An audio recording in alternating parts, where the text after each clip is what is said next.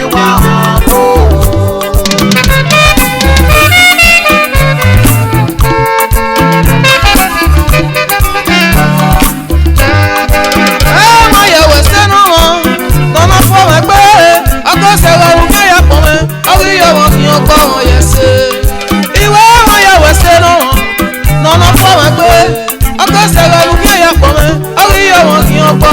Engineer Principal Orobosa orí àpàlà ni mo ṣe ẹgbẹ́ sáwẹ́wẹ́dọ́.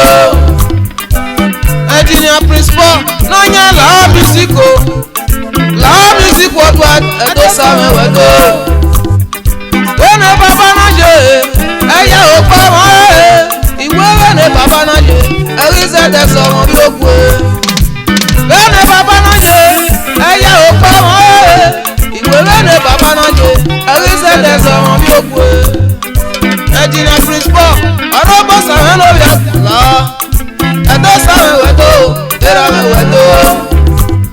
Bàbá iná do yí wọn náà iná do yà wẹ́dọ́ iná bẹ̀ do yà wẹ́ congratulations the studio náà kú wa numu gbọ́ ọ̀nà rẹ̀ elẹ́kí náwó pèsè kẹ́ ní yókùn ẹ̀ yà fẹ́ ní ìdẹ́kọ̀ náà ló wá wí wọn ní gbé ọ̀họ́ ẹ̀. Bàbá iná wo èmi náà gọ́gọ́ yìí ẹ̀kí ẹ̀ ti kò bọ̀ wẹ̀gẹ́ ẹ̀rọ wẹ̀dọ̀ òbí àgbọ̀n la ọ̀ ní mọ́sí ìyọ̀rẹ́ entrepreneur president CEO at Lahore Behavioral Service LLC Go America, also the CEO Lahore Mental Outreach Incorporated, a non-profit organization, United States of America. Also the CEO, Lahore Music Worldwide, United States of America. Erioweye, Beleki, Eko, BP, Omega Oil and Gas Limited. The website www.lahorebehavioral.com. Wáyé èmi ọ̀rẹ́ www.lahorementaloutreach.com. Wáyé èmi ọ̀rẹ́ www.lahoremusic.org. www.bpomegaoilandgas.com. Ìwálẹ̀ wẹ́sẹ̀tì náà yà fẹ́ ní yúrù kan náà. Wàá mi ní yàgò lọ.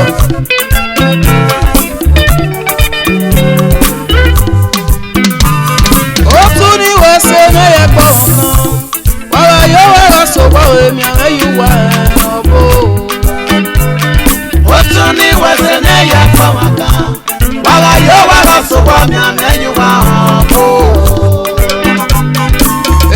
Engineer Principal Orobosa àkànlá ọ̀nà wo nílò yí wọn náà nílò yà tì àwọn fìyẹn ní gbé ọkọ yìí ọwọ́ àrí òkú èsì ọ̀nyẹ̀mọ̀nyẹ̀mọ̀ sọ wọn níbí o yẹn náà Dr. Mrs. Rhoda àkànlá ní bàbá wẹ̀dọ́ iye rẹ̀ ní mo ṣe ẹ̀dọ́ sàmì wẹ̀dọ́ rálá ọmọ mi Mario Boye bàbá yẹ̀kẹ̀ ùkùpànú yà mú ẹ̀wòwò nuye gbàtúwa ó tún ní wẹ́sẹ̀ náà yẹ pọ̀ nǹkan ọ̀rọ̀ yóò wá lọ sọ̀gbọ́ èmi àwọn yìí wà ọ̀bọ̀. Ó tún ní wẹ́sẹ̀ náà yẹ pọ̀ nǹkan ọ̀rọ̀ yóò wá lọ sọ̀gbọ́ èmi àwọn yìí wà ọ̀bọ̀. Era Engineer Principal Orobosa àkànlá ọ̀nà àrùn èyí tó lé wọn kí tó owó tún náà tó òtún náà yóò fún ẹ̀.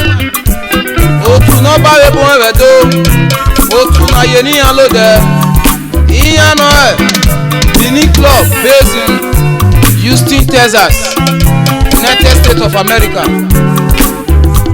Dàdí àgbọ̀nlá wùwà tó ráwẹ̀ náà dàdí àgbọ̀nlá ọ̀nà wo ní ilé tó lé wọn wò tún náà tó ìyàn náà ẹ̀ Ecoreka Club based in Houston, Texas, United States of America. Ọ̀hún wà á pẹ̀lú wà á kọ́ lọ. Orí àgbọ̀nlọ́ ni mo ṣe ọ̀wé ní wùwà tó. Lahore Music Worldwide, ọ̀nà wo nídò lé wọn òtúnadó Edo United Club based in Houston, Texas. Làwọn music worldwide ọ̀wé ní òkú àdó. Ó tún ní wọ́n ṣe ní ẹ̀pọ̀ nǹkan. Wàrà yóò wá lọ sọ̀pọ̀ èmi àwọn yóò wá ọ̀bọ̀. Ó tún ní wọ́n ṣe ní ẹ̀pọ̀ nǹkan. Wàrà yóò wá lọ sọ̀pọ̀ èmi àwọn yóò wá ọ̀bọ̀. Làwọn music worldwide ọ̀nà wo nídò yí wọn náà nídò wo tún àdó Edo Committee of Friends nọ̀rẹ́ Houston, Texas, United States of America. Làwọn music nira mẹ́ làwọn music worldwide ọ̀wé ní wáyà tó. Bàbá làwọn music worldwide ọ̀nà wo nídò yí wọn náà nídò lé wọn yẹ̀rí yẹn bí yẹn rè ọ̀pá àgárí àwọ̀ yẹn náà late chief engineer Sunday bẹ́ẹ̀ late Mrs. Amiero bíjé àgbọ̀nlàọ́ bàbá bíjé làwọn music worldwide ọ̀wẹ́ nùwádẹ́ ìmíjì nìyẹn dágbọ́n ìwé díàn ọ̀wẹ́ tọ́yẹ́yẹ́rẹ́ nọ́tẹ̀ bàwíyẹn o ọ̀wá gánù wà náà pa bàbá bíjé àmọ́yẹmí ọmọ rẹ̀ yọ o. Wàá ṣe mọ́kí ọ̀rẹ́ nù pé pàṣẹ dẹ́. Ó tún ní wọ́n ṣe ní ẹ̀pọ̀ nǹkan. Wàrà yóò wá lọ sọ̀pọ̀ èmi àwọn yóò wá ọ̀pọ̀. Ó tún ní wọ́n ṣe ní ẹ̀pọ̀ nǹkan. Wàrà yóò wá lọ sọ̀pọ̀ èmi àwọn yóò wá ọ̀pọ̀. Láti làwọn music worldwide ọ̀nà wo ni tó lé wọn wẹ̀ ìbàbádò. Daddy Tony Camry, America Luxury Extended Stay. Wàá lèkè nana gbẹ́wẹ́ fúwa, lèkè nana yá òrùn ẹ̀. Wúfìé mọ́ wọn rẹ̀ ákíá elọ́gẹ̀jọ pákẹ́kàn ẹ̀ ókè wà múlẹ̀lẹ̀ gbé. Wúyàrí ewì pẹ̀rẹ̀pẹ̀rẹ̀. Wárí America Luxury Extended Stay. Ọ̀rẹ́ 45 Fata Idowu Arobieke Street by Castle and Temple. Lekki phase 1. Ó tún ní wọ́n ṣe ní ẹ̀pọ̀ nǹkan. Ọ̀rọ̀ yóò wá lọ sọ̀pọ̀ èmi àwọn yóò wá ọ̀bọ̀. Ó tún ní wọ́n ṣe ní ẹ̀pọ̀ nǹkan. Wàrà yóò wá lọ sọ̀pọ̀ èmi àwọn yóò wá ọ̀bọ̀. Ìràwọ̀ làwọn music worldwide. Ọ̀nà wo nídòlé wọn wẹ̀ Dr. Collins Avie aka Vibration of Houston, Texas. Bàbá náà lè pè ó làwọn music wẹ̀dọ́. Ọ̀nà wo nílé lè wọn wẹ̀ Chief Dr. Baslot Oduwa Imasun ẹ̀.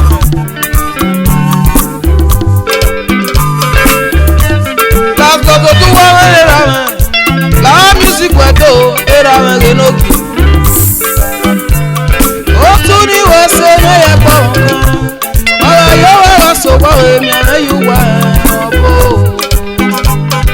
Ó tún ní wọ́n ṣe ní ẹ̀pọ̀ nǹkan. Wàrà yóò wá lọ sọ̀pọ̀ èmi àwọn yóò wá ọ̀bọ̀. Wọ́n yẹ wẹ̀ sẹ́nu wọn lọ́nà fún wọn pé ọgọ́sẹ̀ rọrùn ní ẹ̀pọ̀ mẹ́ orí yẹ wọn kì í ọgbọ́ wọn yẹ ṣe. Ìwé wọn yẹ wẹ̀ sẹ́nu lọ́nà fún wọn pé ọgọ́sẹ̀ rọrùn ní ẹ̀pọ̀ mẹ́ orí yẹ wọn kì í ọgbọ́ wọn yẹ ṣe. Ó tún ní wọ́n ṣe ní ẹ̀pọ̀ nǹkan. Ọ̀rọ̀ yóò wá lọ sọ̀pọ̀ èmi àwọn yóò wá ọ̀bọ̀. Ó tún ní wọ́n ṣe ní ẹ̀pọ̀ nǹkan. Wàrà yóò wá lọ sọ̀pọ̀ èmi àwọn yóò wá ọ̀bọ̀. Àti àgbọ̀nlá nira Ó tún ní wọ́n ṣe ní ẹ̀pọ̀ nǹkan. aláwọ̀ bàbá Wàrà yóò wá lọ sọ̀pọ̀ èmi ẹ̀dùn ìbò ẹsẹ̀ gbẹ̀rẹ̀ fún bàbá. Ó tún ní wọ́n ṣe ní ẹ̀pọ̀ nǹkan. Ọmọ ara Wàrà yóò wá lọ sọ̀pọ̀ èmi àwọn yóò wá ọ̀bọ̀. Daddy làwọn music worldwide. Ó tún ní wọ́n ṣe Agbẹnu ní agọlọ wúwẹ́kẹ̀ mọ́ wa mẹ́. Dr. Mrs. Rhoda àgbọ̀nlá ọ̀. Bàbá wá di ayé ìwẹ̀ wá di èmi afẹ́ yóò bọ̀ wò. Làwọn bàbá ẹ̀dùn yóò bọ̀ wẹ́sẹ̀ gbẹ̀rẹ̀ fò.